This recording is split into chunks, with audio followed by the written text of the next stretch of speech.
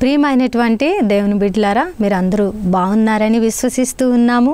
మరి ప్రియమైనటువంటి వాళ్ళారా, మరి వాక్య భాగంలోనికి వెళదాం. దేవుడు మనతో ఏ మాటల ద్వారా మాట్లాడుతూ మనల్ని బలపరుస్తూ ఉన్నారో, ఆశ కలిగిన ప్రాణమును ఆయన తృప్తిపరిచేటువంటి దేవుడు కదా. మరి మనం ముందుకు వెళదాం. దేవుడు నాతో మాట్లాడాలి అని ఎవరైతే ఆశ కలిగి ఉన్నారో వారితో దేవుడు మాట్లాడడానికి సంసిద్ధంగా ఉన్నారండి. ప్రార్థన చేద్దాం. మరి ప్రతి ఒక్కరూ శ్రద్ధగా కనులు మూసి ప్రార్థనలో ఏకీభవించండి. మరి ప్రార్థన చేద్దామా? పరిశుద్ధుడా, ప్రేమ కలిగిన తండ్రి, మీకు వందనాలు. ఎంతోమంది ఈ యొక్క నాయన ఈ మాటల ద్వారా ఆదరించబడుతూ ఉండగా, ఈ ప్రార్థనల ద్వారా ఫలము పొందుకొని ఉండగా, మరలా తండ్రి మీ కృపను బట్టి ఇక్కడ నడిపించిన విధానాన్ని బట్టి కృతజ్ఞతలు తండ్రి. ఎవరైతే ఈ మాటలు వినడానికి ఇష్టపడుతూ ఉన్నారో, ఎవరైతే ప్రభువా మరి యూట్యూబ్లో అలాగే టీవీలో ఈ వర్తమానాలు చూస్తూ ఉన్నారో వారిని జ్ఞాపకం చేసుకోండి అయా. ఈ మాటల ద్వారా వారి హృదయాలను కట్టండి ప్రభువా, బలపరచండి అయా తండ్రి. వారిలో ఉన్న ప్రభా వేదన బాధల అన్నిటితో ప్రభా మీరు మాట్లాడి వారి హృదయాలను సమాధానపరిచి మిమ్మల్ని ఆశ్రయించేటువంటి వారిగా ఉండడానికి సహాయము చేయమని మీ సన్నిధిలో ప్రార్థిస్తూ ఉన్నాను ప్రభువా. అయా నన్ను కూడా జ్ఞాపకం చేసుకోండి. ఇది ఒట్టి పాత్ర, దీనిలో మీ పరిశుద్ధాత్మ అగ్నిని నింపి అయా నా ద్వారా మీరే ప్రతి బిడ్డతో మాట్లాడి మీ నామాన్ని మహిమపరచుకోమని ఈ ప్రార్థన నజరేయుడైన యేసుక్రీస్తు నామమున సమర్పించి అడిగి వేడుకుంటున్నాము తండ్రి. ఆమేన్, ఆమేన్. ప్రియమైన దేవుని బిడ్డలారా, మరి ఈ యొక్క వర్తమానాల ద్వారా మీరందరూ కూడా కట్టబడుతూ ఉన్నారని విశ్వసిస్తూ ఉన్నాము. మరి దేవుడు ఈరోజు మనతో మాట్లాడుతూ ఉన్న అత్యద్భుతమైన మాట ఏమిటి అంటే, పరుగు పెట్టవద్దు. దేవునికి మహిమ కలుగును గాక. మన అంశం ఏమిటి అంటే పరుగు పెట్టవద్దు. ఎక్కడికండి పరుగు పెట్టవద్దంటే, మరి నువ్వు దేవుని ఆశ్రయించిన తర్వాత నీ వ్యతిరేక శ్రమ బాధ యాతనకరమైన పరిస్థితుల్లో దేవుని ఆశ్రయించానని, ఆయనను కేడముగా ఆశ్రయదుర్గముగా చేసుకున్నానని విశ్వసించిన నీ హృదయముతో ఈరోజు నువ్వు చెప్పవలసిన మాట ఏమిటి అంటే, హృదయమా ఆయన యందు విశ్వాసం ఉంచావు కదా, అటు ఇటు పరుగు పెట్టవద్దు.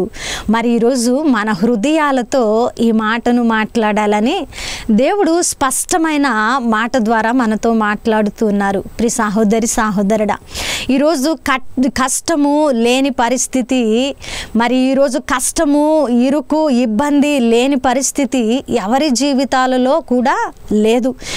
ఏదో ఒక సందర్భంలో ఏదో ఒక పరిస్థితిలో ఏదో ఒక విధంగా మనలో చిన్న నుంచి పెద్ద వరకు వారి వారి స్థితులను బట్టి వారి వారి పరిస్థితులను బట్టి అనేకమైన వ్యతిరేక పరిస్థితుల్లో మనం నడుస్తూ ఉన్నాం. మన జీవిత యాత్ర కొనసాగుతూ ఉన్నది. అయితే అలాంటి పరిస్థితుల్లో మనము దేవుని సన్నిధిలో నిత్యము ప్రార్థిస్తూ, ప్రభువా నేను నీ సహాయము కొరకు ఎదురు చూస్తూ ఉన్నాను, నీ సన్నిధిలో నిలబడి ఉన్నాను, నన్ను జ్ఞాపకం చేసుకో, నీవే నా ఆశ్రయదుర్గము, నాకు సహాయము చేసేవారు ఎవరున్నారు ప్రభువా అని మనము ఎంతో వేదన పడుతూ దేవుని సన్నిధిలో ప్రార్థిస్తూ ఉన్నాం కదా. మరి మన స్థితిని ఎరిగిన దేవుడు ఈరోజు మనతో మాట్లాడుతున్నటువంటి మాట కీర్తనల గ్రంథము 28వ అధ్యాయము 7వ వచనము. యెహోవా నా ఆశ్రయము నా కేడము, నా హృదయము ఆయన యందు నమ్మిక ఉంచెను గనుక నాకు సహాయము కలిగెను. కావున నా హృదయము ప్రహర్షించుచున్నది, కీర్తనలతో నేను ఆయనను స్తుతించెదను. దేవునికి మహిమ కలుగును గాక. ఇక్కడ భక్తుడు అద్భుతమైన మాటను ప్రస్తావిస్తూ ఉన్నాడు. యెహోవా నా ఆశ్రయము నా కేడము, నా హృదయము ఆయన యందు నమ్మిక ఉంచెను గనుక నాకు సహాయము కలిగెను. ప్రియమైనటువంటి దేవుని బిడ్డ, ఈరోజు నువ్వు ఉన్న వ్యతిరేకతలో, ఈరోజు నువ్వు ఎదుర్కొంటున్న సమస్యలో, ఈరోజు నువ్వు ముందుకు వెళుతున్న వ్యతిరేక పరిస్థితుల్లో నీవు కూడా భక్తుడు వలె ఇదే మాటను గనక ప్రస్తావిస్తూ ఆయన సన్నిధిలో నిలబడి ఉంటే, నా హృదయము ఆయన యందు నమ్మిక ఉంచెను గనుక, ఆయనను ఆశ్రయదుర్గముగా కేడముగా చేసుకున్నది గనుకనే నాకు సహాయము కలిగి ఉన్నది అని గనక నువ్వు హృదయపూర్వకంగా నమ్మిన వ్యక్తివైతే నువ్వేం చెయ్యాలంటే పరుగు పెట్టవద్దు. ఎక్కడికండి అంటే మన సమస్యల్లో, మన కష్టాలలో మనము ఎదుర్కొంటున్నటువంటి వ్యతిరేక పరిస్థితుల్లో కొన్నిసార్లు మనం ఏం చేస్తూ ఉంటామంటే దేవుని ఆశ్రయిస్తాము, దేవుని ఆశ్రయదుర్గంగా చేసుకుంటాము, ఆయన్నే మనకు సహాయము చేయాలని ఎదురు చూస్తూ ఉంటాం. కానీ కొన్నిసార్లు మనకు తెలియకుండానే స్వప్రయత్నాలు చేస్తూ ఉంటాం. మనకు తెలియకుండానే ఆ సమస్య నుంచి మనము బయటకు రావాలని, ఆ సమస్య నుంచి మనముగా బయటకు వచ్చి ఆ సమస్య నుంచి విడిపించబడాలని మనము కొన్ని మార్గాలు అన్వేషిస్తూ ఉంటాం, కొన్ని ప్రయత్నాలు చేస్తూ ఉంటాం. చేస్తూ మనం ఏం చేస్తామంటే పరుగు పెడుతూ ఉంటాం, అటు ఇటు పరుగు పెడుతూ ఉంటామండి. ఎవరి ద్వారా సహాయం దొరుకుతుంది, ఎవరి ద్వారా ఈ సమస్య తీర్చబడుతుంది, ఎవరి దగ్గరికి వెళితే, లేదంటే ఎవరు చొరవ తీసుకుంటే దీని నుంచి నేను బయటపడతాను అనేటువంటి కొన్ని ప్రశ్నలు మన హృదయంలోకి వచ్చి దేవుని మీద ఆధారపడినా, ఆయన్ని ఆశ్రయదుర్గముగా చేసుకున్నా కూడా మనం ఏం చేస్తామంటే స్వప్రయత్నాలు చేస్తూ అటు ఇటు పరుగు పెట్టేస్తూ ఉంటాం. ప్రియమైన దేవుని బిడ్డ, ఈరోజు దేవుడు అందుకే నీతో మాట్లాడుతూ ఉన్నారు. నువ్వు ఏ శ్రమలో ఉండి, ఏ కష్టంలో ఉండి, ఏ ఇరుకులో ఉండి దేవుని సన్నిధిలో ప్రార్థిస్తున్నావో నాకు తెలియదు, కానీ దేవుని ఆశ్రయంగా చేసుకొని ఎలా నువ్వు ప్రార్థిస్తున్నావో నాకు తెలియదు, కానీ దేవుడు నీకు సహాయము ఇచ్చేంత వరకు నమ్మిక కలిగిన నీ హృదయాన్ని గట్టిగా పట్టుకోమని ఈరోజు దేవుడు మాట్లాడుతూ ఉన్నారండి. నువ్వు అటు ఇటు పరుగు పెట్టే వ్యక్తిగా ఉండవద్దు. దేవుడు ఆ సమస్యను పరిష్కరిస్తే అద్భుత రీతిలో నీకు దీవెన కలుగుతుంది.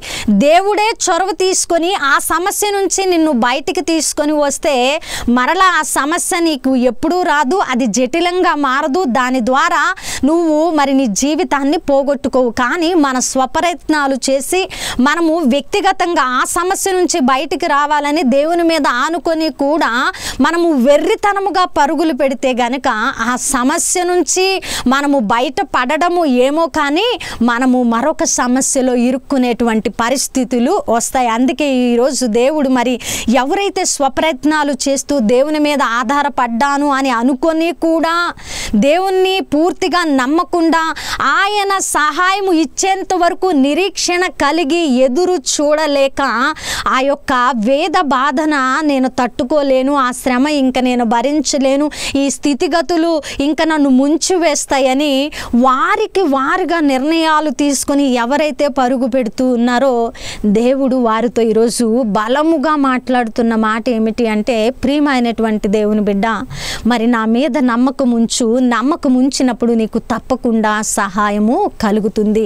మనము కొన్నిసార్లు పెద్ద పెద్ద అధికారులు కానివ్వండి, మనకంటే ఎక్కువ స్థితిలో ఉన్నవారు మనకు సహాయము చేస్తే కానివ్వండి, ఎవరైనా ఒక మాట మన తరపున మాట్లాడితే కానివ్వండి, మనకు సహాయము దొరుకుతుంది అనుకొని కొన్నిసార్లు మనుషులు వెంట పడతా ఉంటాం. ప్రియమైన దేవుని బిడ్డ, నీకు ఏ అవసరం ఉన్నా, ఏ కష్టం ఉన్నా దేవుని వెంట పడడము నేర్చుకో. మనుషులను నమ్ముకొనుట కంటే యెహోవాను ఆశ్రయించుట మేలని లేఖనాలు స్పష్టపరుస్తూ ఉన్నాయి కదా.